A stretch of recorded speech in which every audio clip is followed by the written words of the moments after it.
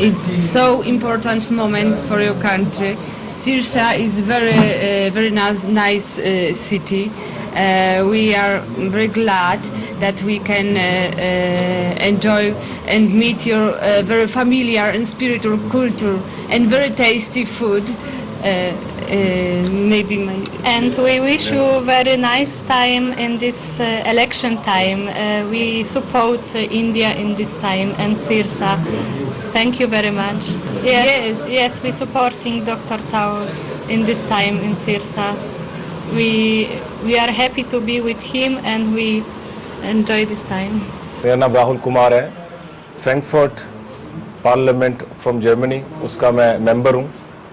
और ये हिस्टोरिकल इसलिए है कि मेरे से पहले इतनी बड़ी जो कॉन्स्टिट्यूंसी है इंटरनेशनल फ्रैंकफर्ट मेन, वहाँ से किसी ने भी जो पार्लियामेंट की सीट नहीं जीती थी। तो 21 में we made history in Germany by getting the seat, not only from the first Indian, also the first Asian who have ever win the seat.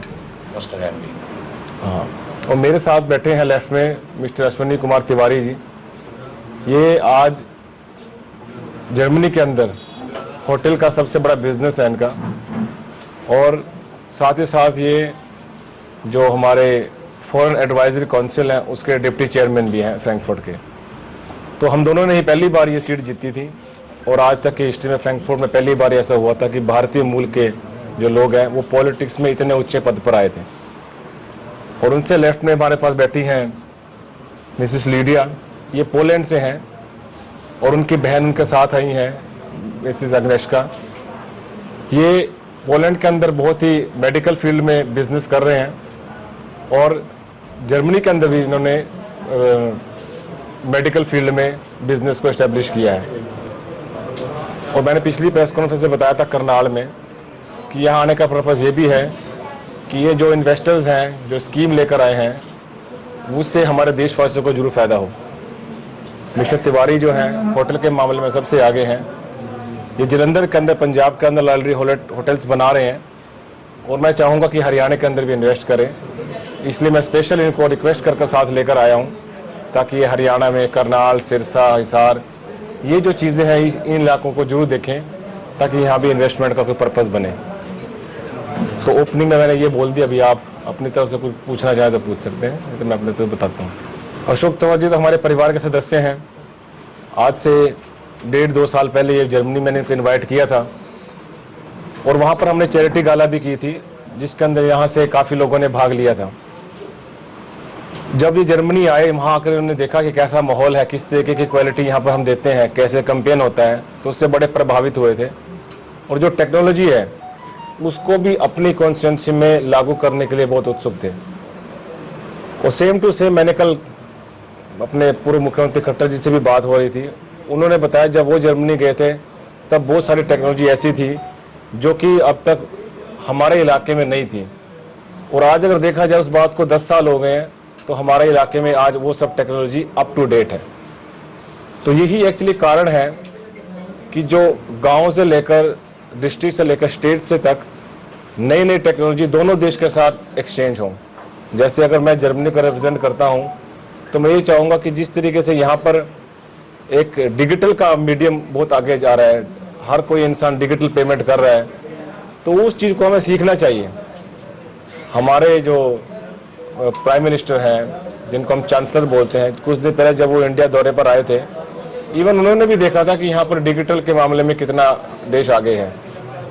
तो उनकी रेकमेंड पर भी मुझे स्टेट का डिजिटल हेड बना दिया गया।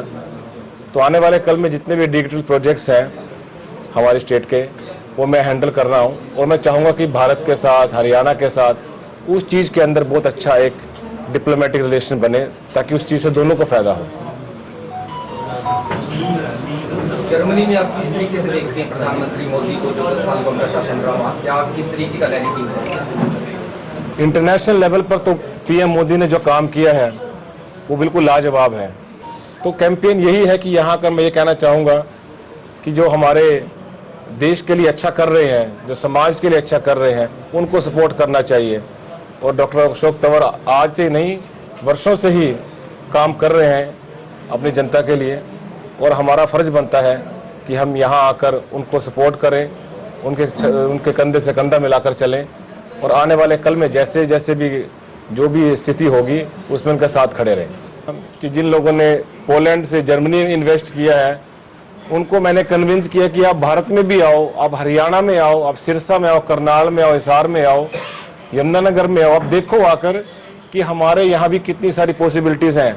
आप यहाँ इन्वेस्ट क्यों नहीं कर रहे हो?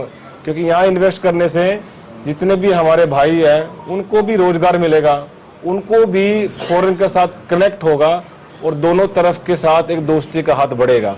तो मैंने ये शुरुआत की है, इसमें बहुत ज़ोर भी लगता है, बहुत हर तरीके का इन्वेस्टमेंट भी होता है, मगर मैं सोचता हूँ कि भारतीय होने के नाते, क्योंकि मेरे रूट्स यहीं के हैं, मेरे माता पिता यहीं के हैं।